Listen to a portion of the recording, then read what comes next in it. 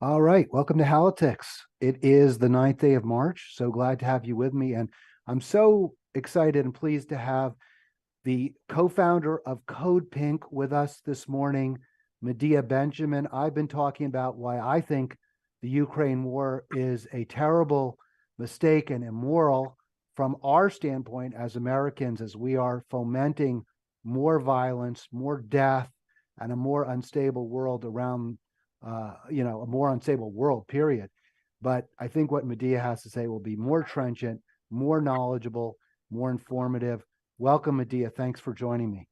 Hey, thanks for having me on, Hal. It's great to have you with us. And I mentioned to you, I'm going to ask you to tell us all about Code Pink for those who aren't familiar with the organization or just to get a better grounding as I would like. But I did want to just mention again what I mentioned to you off air. I'm really sorry I missed the pro peace rally a couple of weeks ago in DC, right there on the Lincoln steps at the memorial. I would have been there. I didn't know about it. You guys got to do a better job publicizing, or maybe I just need to open my eyes. Well, maybe you're not on our list, and I got to make sure that you are. But you want me to start out with a little bit about what is Code Pink for those who Yeah, don't tell know? us about Code Pink and then segue to the pro peace rally and what's happening as we move forward. Sure. Well, Code Pink was started over 20 years ago now, after the 9/11 attacks, trying to, it was a takeoff on what was George Bush's color-coded alert system at that time, saying that instead of using the attack as a justification to invade other countries like Iraq that had nothing to do with it, we should bring the perpetrators to justice and look at our foreign policies. And so we have been working ever since then to try to reorient U.S. foreign policy away from militarism towards diplomacy and reorient a lot of that big pot of gold in the Pentagon budget and put that towards our needs at home and the needs to save the planet. So that's the basics about Code Pink. We're women-led, but we encourage everybody to participate. And you brought up, Hal, the issue of this protest that happened on February 19th. We weren't one of the organizers. In fact, Code Pink was not even an endorser because it was controversial about who was coming together. And Code Pink felt that its more natural allies were ones that are calling for a protest coming up soon on March 18th. I personally feel that we should be with all the different groupings that are calling for re-examining this war and our participation in it, and especially anybody that's calling for peace talks and a ceasefire. So there are different opinions right now about strategies and how to move forward. But I think given how urgent the situation is, it's really hard to pick and choose our allies. We need to have a broad tent.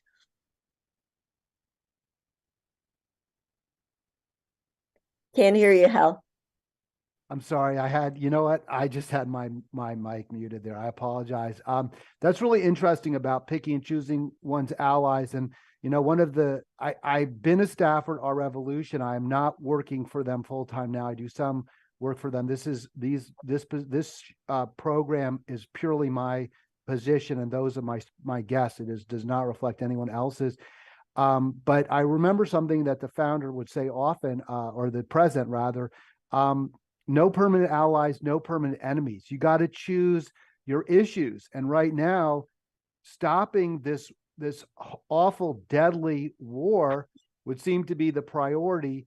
And if we have to work with folks who we don't agree with on a lot of other stuff, so what, right? I mean, as long as we get this done, then we move to something else.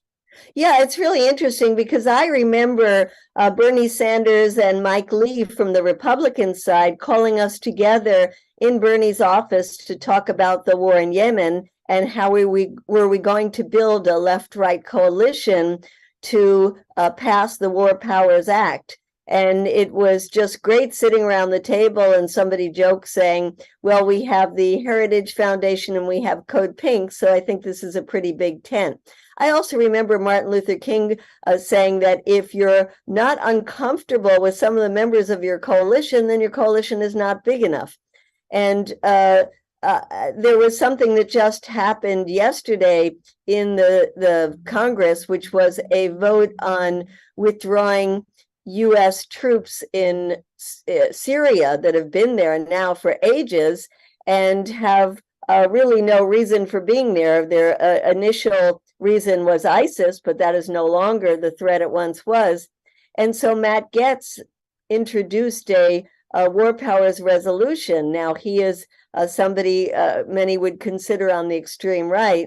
And yet, in a very positive move, the progressive Democrats endorsed that and encouraged their members to vote for it. The final vote yesterday was only 103, so it wasn't passed, but it does show the potential for left-right coalition on this issue.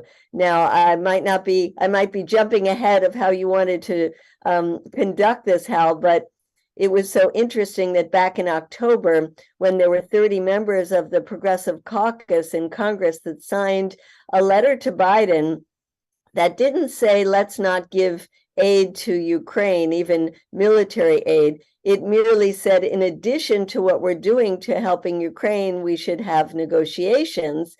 And that was so seen as such a problem that they were pilloried by members of their own party and quickly had to withdraw that letter, and have been so afraid ever since then to come out and say that, of course, we need to push for negotiations, and instead have left this position to the extreme right, the Marjorie Taylor Greenes, the Lauren Boeberts, the Matt Gaetz. And I also just want to add one other thing, Hal, which is when the Democrats had introduced that very, very mild resolution, I remember going into the office of Bernie Sanders and talking to his foreign policy folks and saying, we need an equivalent of that in the Senate. And so we thought, of course, we should come to Bernie. And boy, were we wrong, because the response there was, what the heck are you talking about? We can't talk to the Russians. This is ridiculous. There were no negotiations until after victory. So it's a very upside down, topsy-turvy situation in the Congress right now, and we've got to figure out how to change this. It's so frustrating. It's so disappointing. You know, I did want to talk a little bit about how great your track record is, because you've been for peace since, 9/11. So we're talking over 20 years. And during that time, the United States has gotten involved in war after conflict, after battle, whatever you want to call it. And I want to get right back to Democrats, but the Democrats have been as responsible for sure. Well, let's not be unfair. 9/11, the aftermath of 9/11 was the war on Iraq, with which George W. Bush and Cheney pushed very, very aggressively, but with the support of a number of Democrats who ran for president in 2016 and lost, and then ran for president in 2020 and won. So is that record, though, your record as Code Pink, does that give you pause? You say, gee, maybe we were wrong. Maybe we were right to go into Iraq. Maybe 20 years in Afghanistan really did lead to something positive. Maybe toppling Gaddafi has been a boon for the people of North Africa. Is that your reaction? Like, gee, maybe we should have done things differently? No, and I want to say that I go back to the Vietnam War, to the wars in Central America, U.S. wars in Africa. I mean, I've been at this for a long time, Hal, and I've seen just example after example on continent after continent where U.S. military has just created havoc. And while this particular case, Russia is the immediate aggressor, and we have to condemn what Russia is doing, we also have to recognize that the U.S. has been provoking Russia, just like it's provoking China right now. And we have to recognize that we need to have a position that always says war is not the answer, no matter who started it, and we have to look for the solutions. So we can have disagreements on how much blame to put on the expansion of NATO or US involvement in the uprising in 2014 in Maidan. Those are things that you can have very legitimate discussions about. But when you say, where are we going now? Either you take the side of continuing to throw more weapons into Ukraine, which will lead to a wider war, perhaps a World War III, or perhaps a nuclear war, or you say, uh-oh, this is very, very awful. People are being slaughtered every day, and it can get even worse. Let's find the solutions. And so, of course, we feel that we have been on the right path all along over all of these years, and that we're certainly right today. Yeah, no question about that, Medea. And I don't know how frustrating it is for you. One thing I've noticed about you is you seem to always, your effect is always a positive one, always an optimistic one, which I'm like, how does she do that? I mean, with all the, strife that we're seeing and all the continued terrible decisions that our leaders are making, how does she stay so upbeat? I'm going to ask you about that, but before we get there, how frustrating is it for you that with a 20 plus, or in your case, a 40-year plus track record of being right, the people who are wrong over and over and over again, the Kissingers, the Bidens, the Clintons, the Bushes, are the ones who get to keep being wrong and don't seem to even acknowledge the disasters that they're responsible for? Absolutely. And, while I would like to see Putin and the Russians responsible for this invasion be held accountable, I have always wanted the same for my country, because I think it makes us worse as a nation and really gives the green light for other countries like Russia when they see the US getting away with its war crimes, its atrocities, its torture. I mean, we still have Guantanamo open, to say nothing that base doesn't even belong to the United States. It belongs to the Cuban people. We have never been held accountable for the totally unprovoked and totally illegal invasion of Iraq. And talk about Afghanistan. I was there not long ago, and to think that the US spent 20 years and so much money, $350 million a day, admitted by Biden himself. And 20 years later, we leave that country in such devastating poverty, with the Taliban back in control.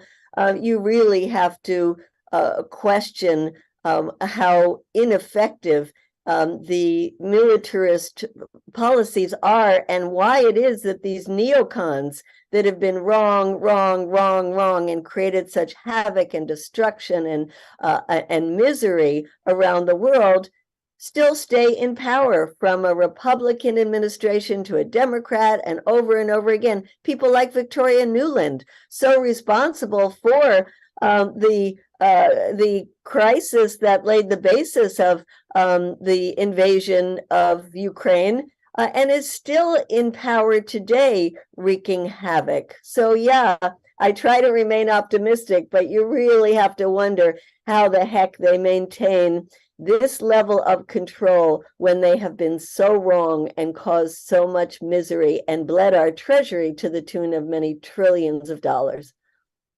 And we talk about the money, and it's, of course, it's really important. Of course, the lives that are shattered, either the killing, the torture, and the loss of homes, and the people, the million homeless that we were estimated as a result of our invasion of Iraq, which, along with Libya, were not, as though I'm not defending those tyrants, I think are fair words if you want to use to describe Gaddafi and Saddam Hussein.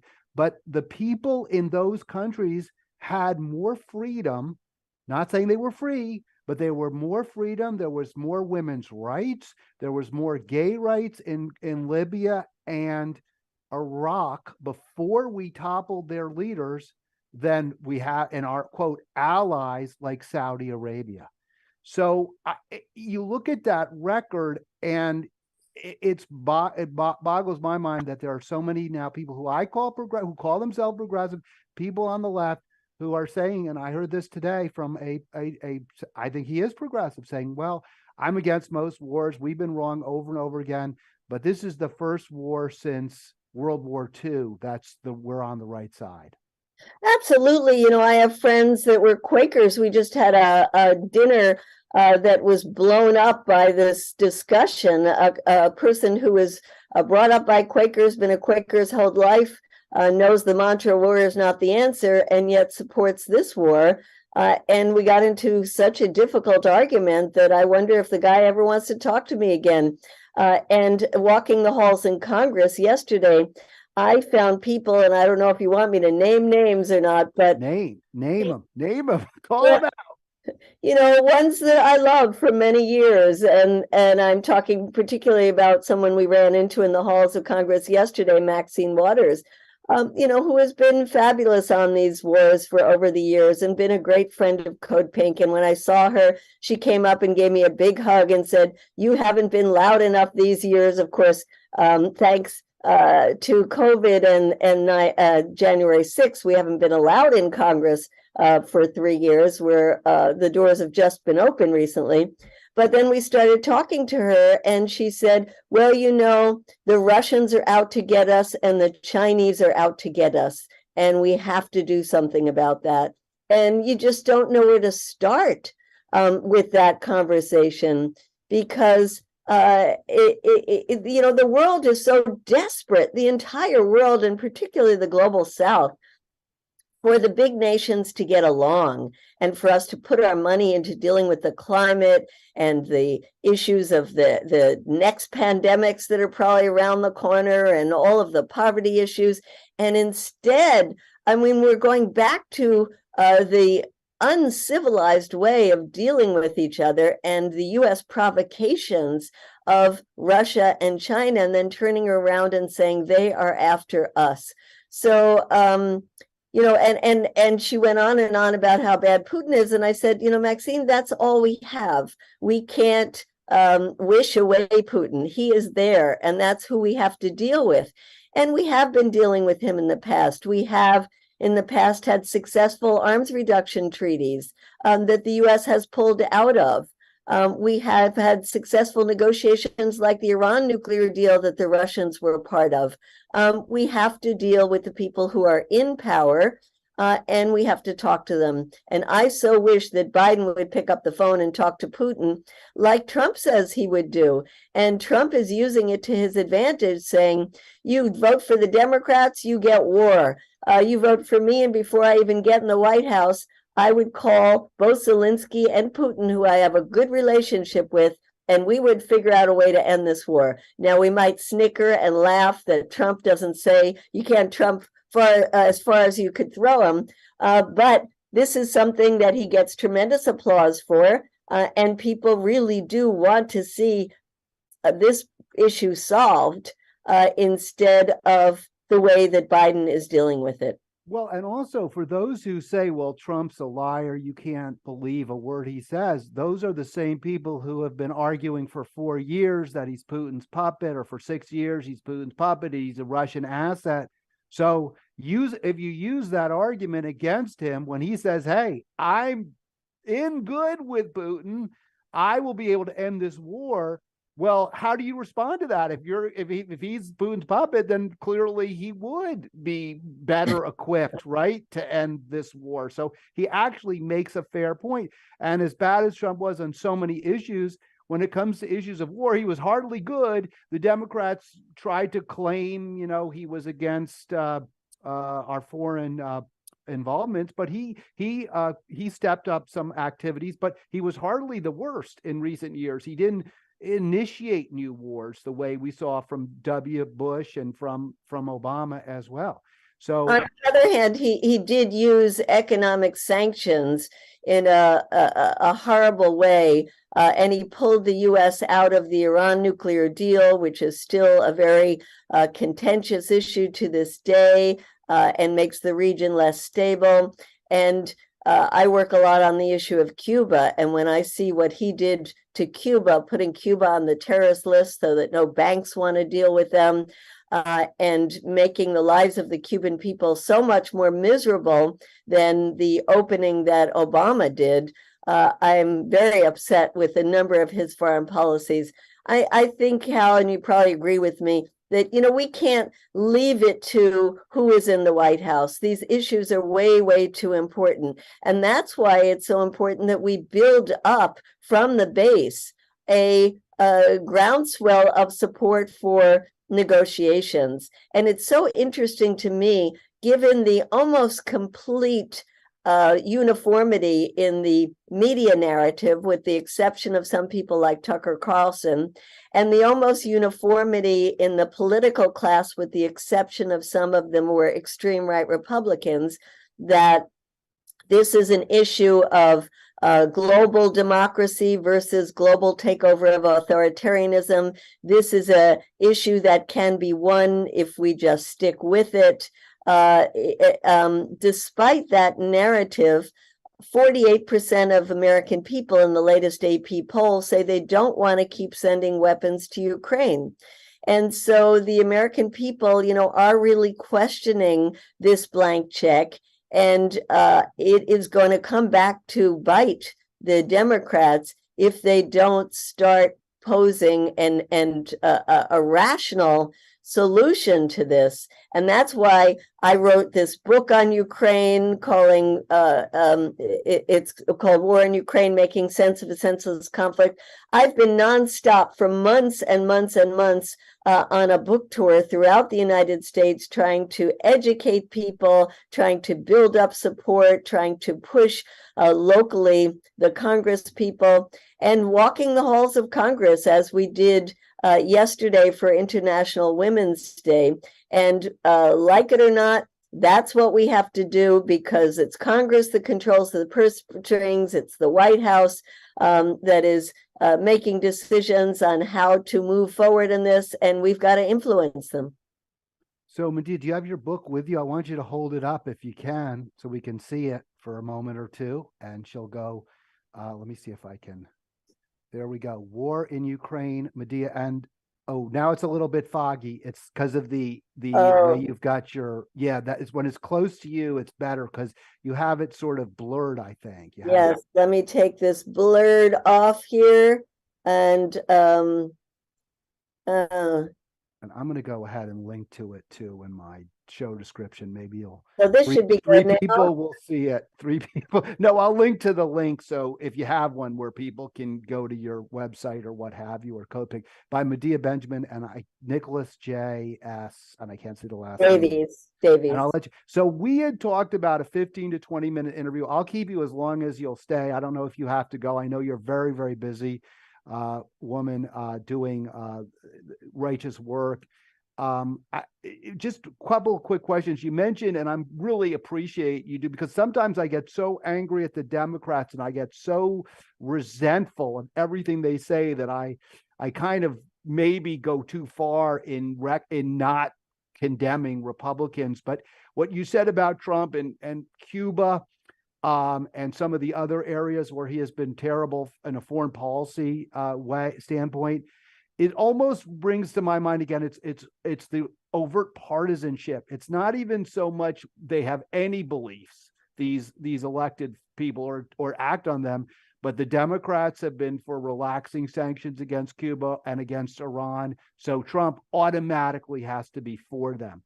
Trump, for whatever reasons, maybe they were business dealings, for whatever reasons, was less aggressive in his dealings, at least at first, with Putin. So that makes the Democrats seem all the more, or determined to be all the more bellicose in their dealings with Russia.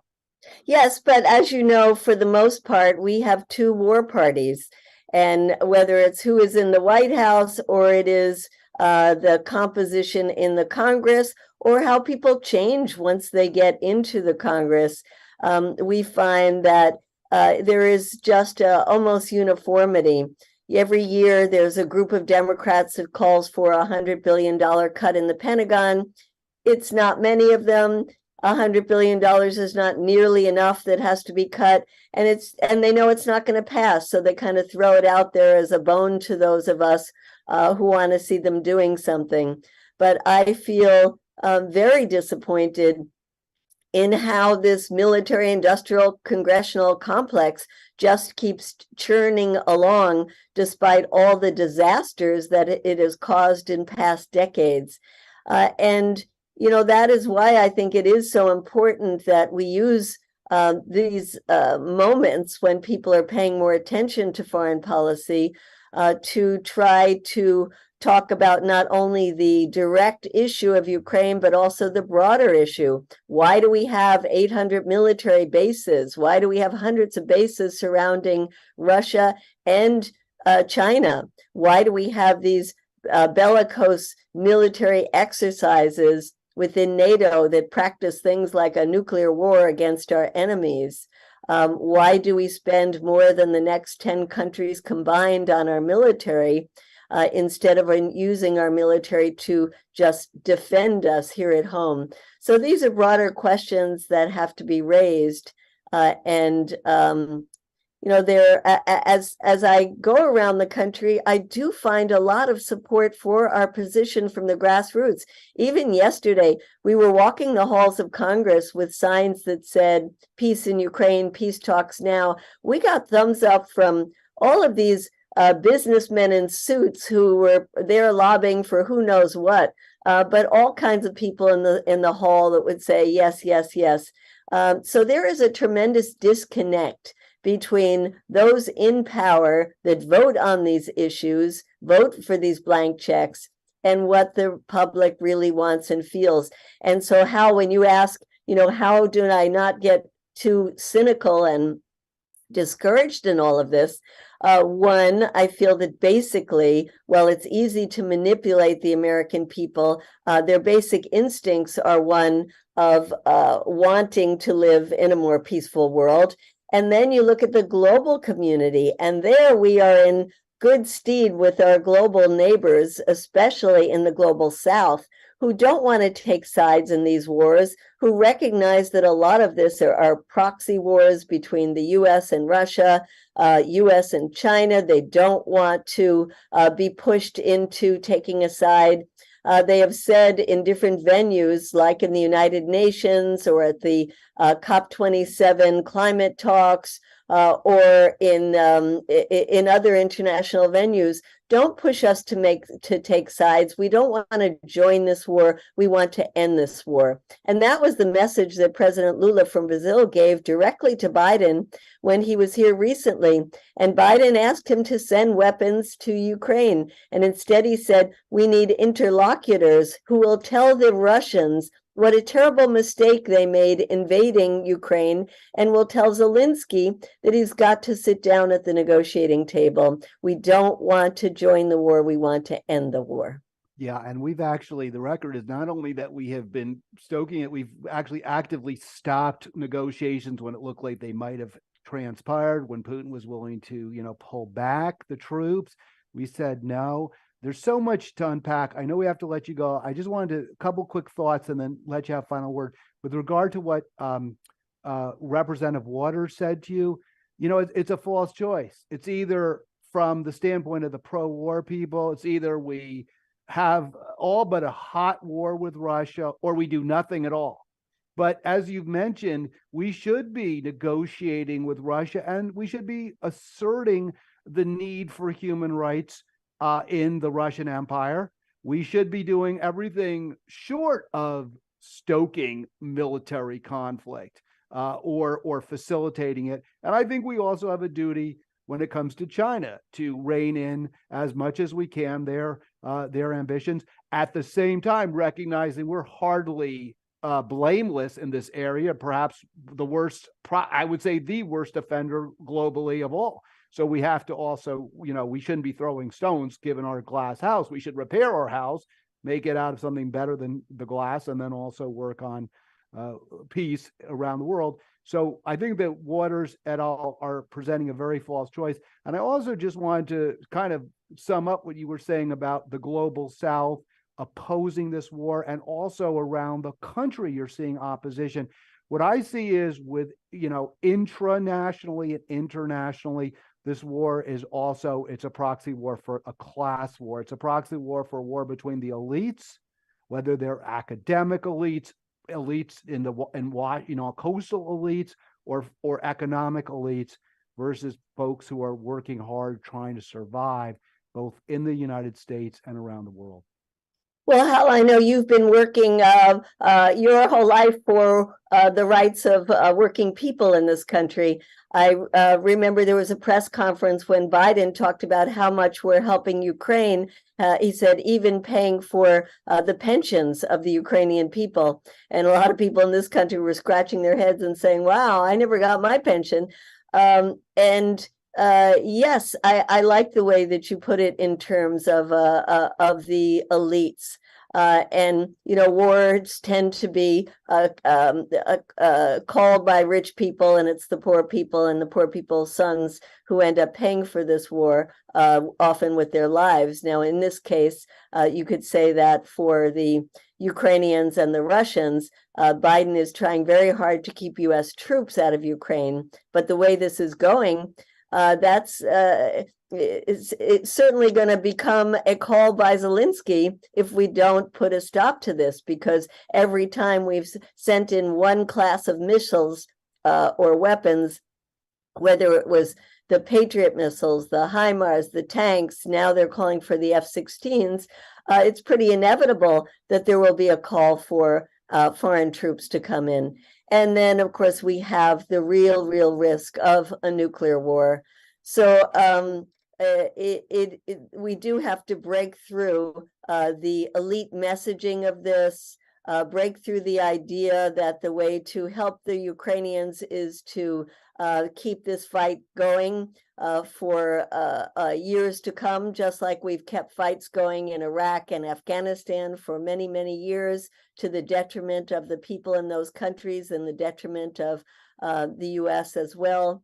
And I guess I just want to end on that note of people who have lost their way in this one, to keep that mantra in your mind that war is the problem, war is not the solution, that this is not a winnable war. There is no way that Ukraine is going to get back every inch of the Donbass and all of Crimea without this turning into World War III or a nuclear war, and that the global community is crying out for solutions, because this war has caused inflation around the world. It has increased hunger. And for anybody who calls themselves or cares about this environment, this war has been devastating for the environment, not only in terms of the devastation of Ukraine itself. That Nord Stream blowup was the largest release of methane gas ever recorded. We have the examples of the U.S. Producing more dirty energy to be able to take advantage of the sanctions on Russian oil and gas. And then we have the fact that we are spending as a global community, now it will be hundreds of billions of dollars on this war, instead of putting that into dealing with the climate issues. For those reasons and many more, let's get our heads back straight on this one and say we have to solve this problem through the peace talks, through negotiations, through a ceasefire, and the sooner it comes, the better. I want to thank you so much. That's Medea Benjamin with us on the Halitics program. And what an honor for me to have Medea joining me on this program. I know you appreciate it as well. We'll have her back if she'll come back at some point.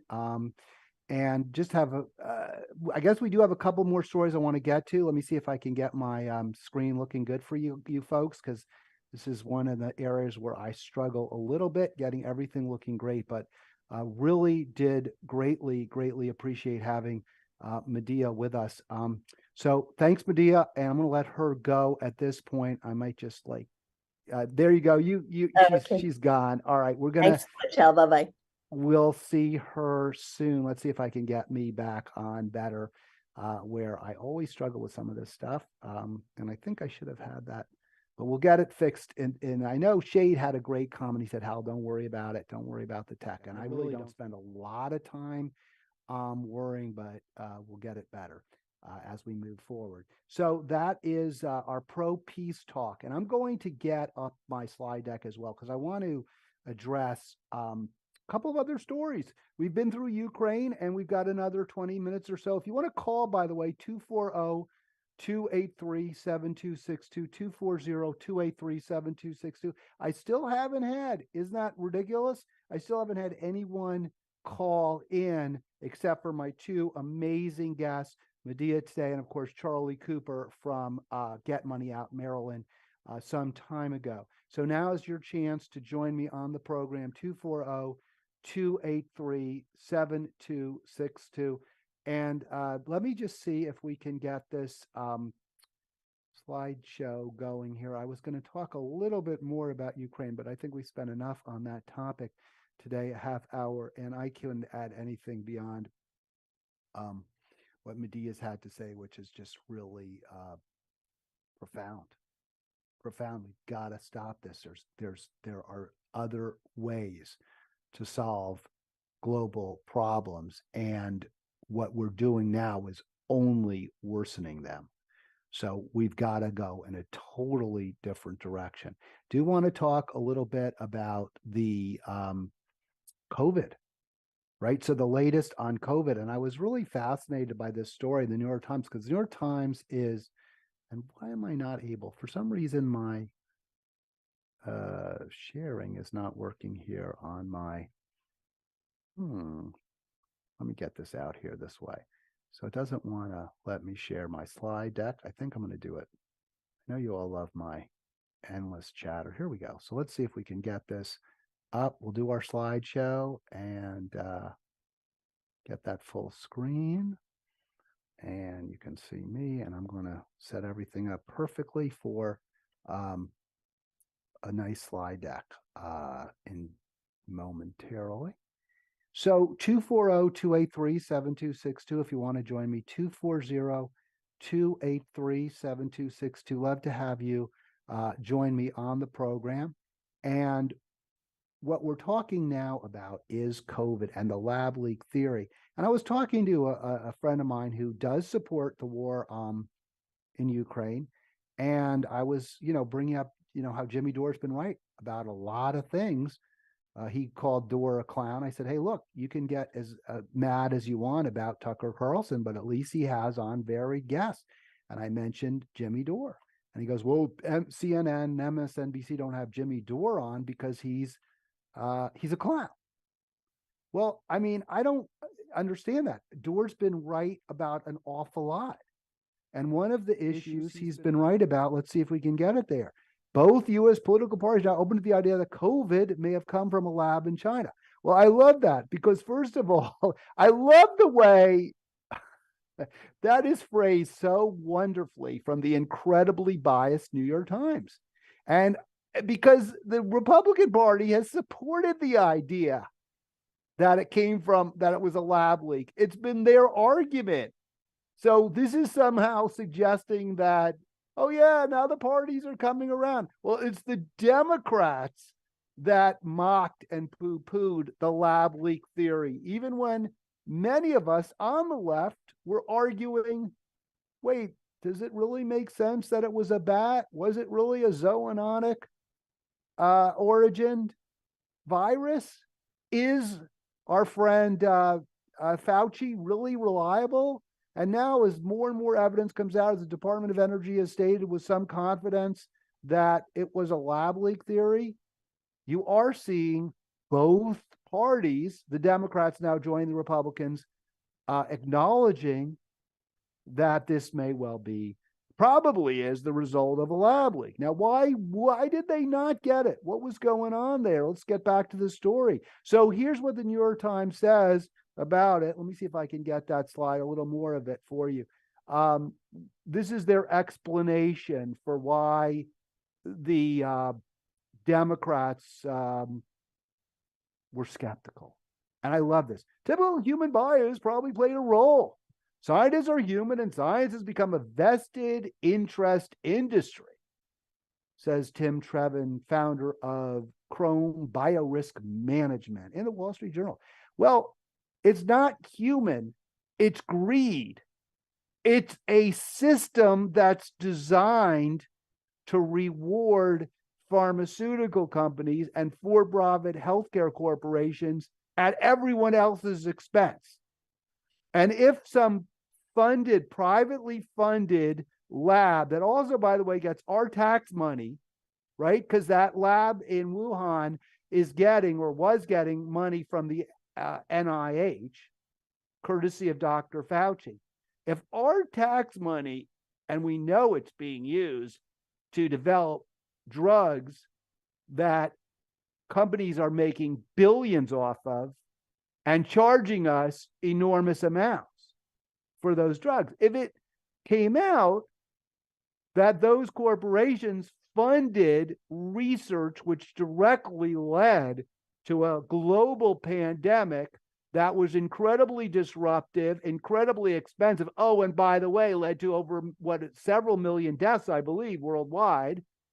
People wouldn't like that. There'd be outrage, and there would have been outrage in the moment against the idea that Pfizer and Moderna are getting billions and billions of dollars from governments around the world, because they were getting those free vaccines, and those free boosters weren't free for us in the end, because our tax money went to Moderna and Pfizer to pay for them, to pay for the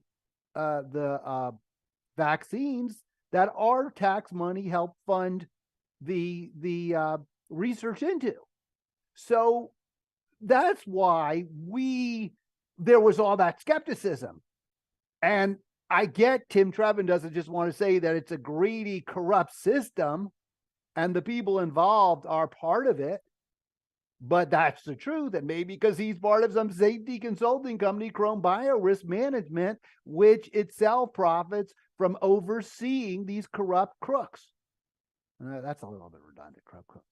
Early in the pandemic, the lab leak theory became politicized when Donald Trump and his allies began promoting it. Well, it became politicized because the New York Times didn't want to agree with Trump, because the New York Times has determined that partisanship means that they can't ever agree with anybody who's on the side opposite them and their neoliberal allies.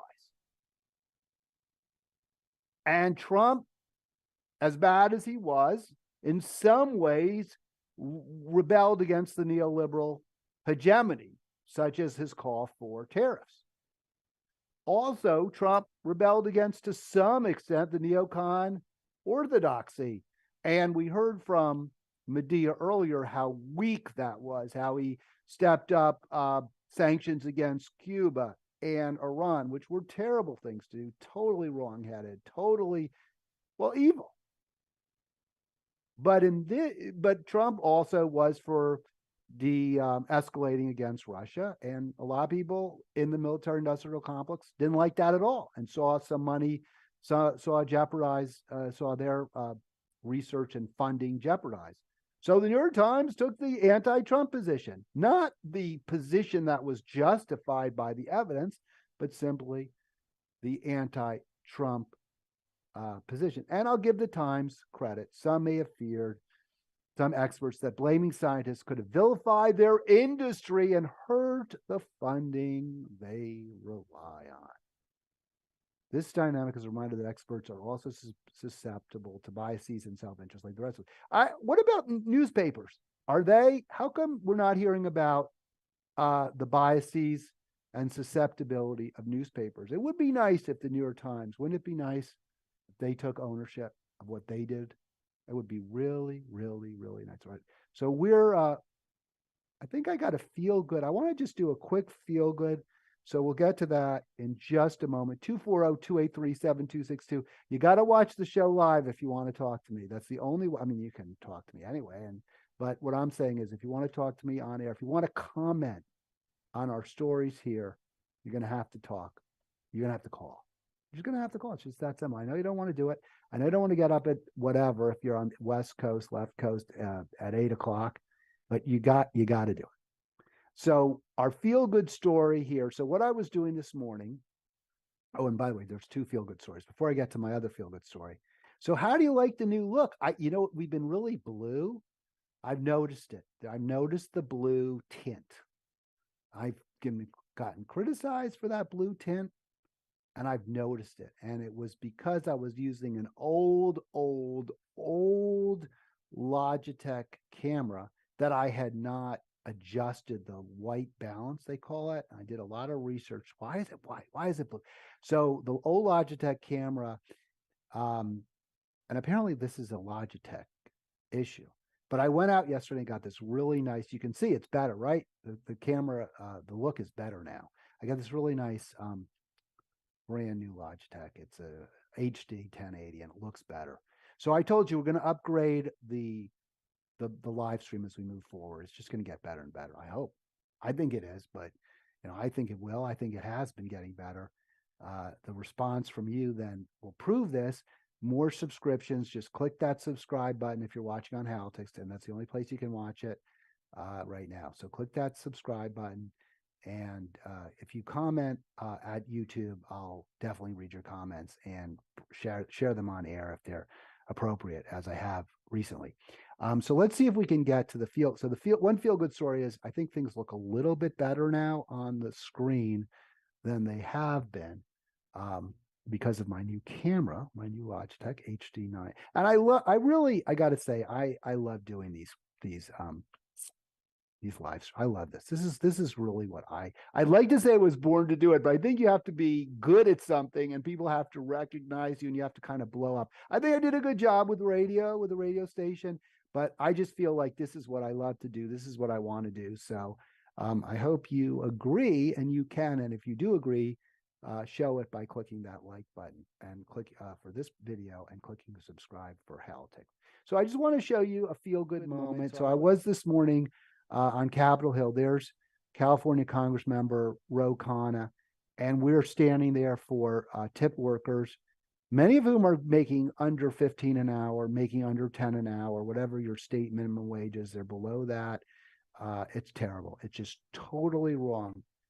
Every single worker in this country deserves a living wage. Now, what becomes a little complicated is what if you have like a multimillionaire kid who's doing it like over the summer? And my answer to that is let's get rid of these massive wealth inequalities so that the Bezos kid isn't a multi-billionaire. Let's make sure no one is too rich to pervert the system to distort it. Nobody's poor. I would just say no poverty at all.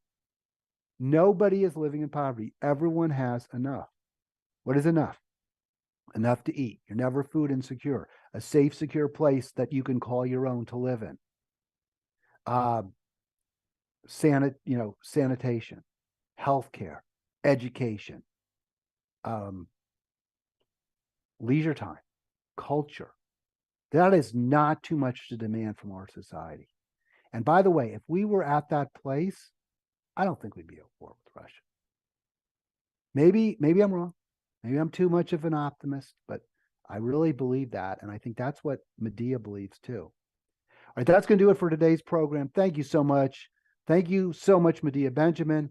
And I will be back tomorrow, Friday. Yeah, I'll be back tomorrow.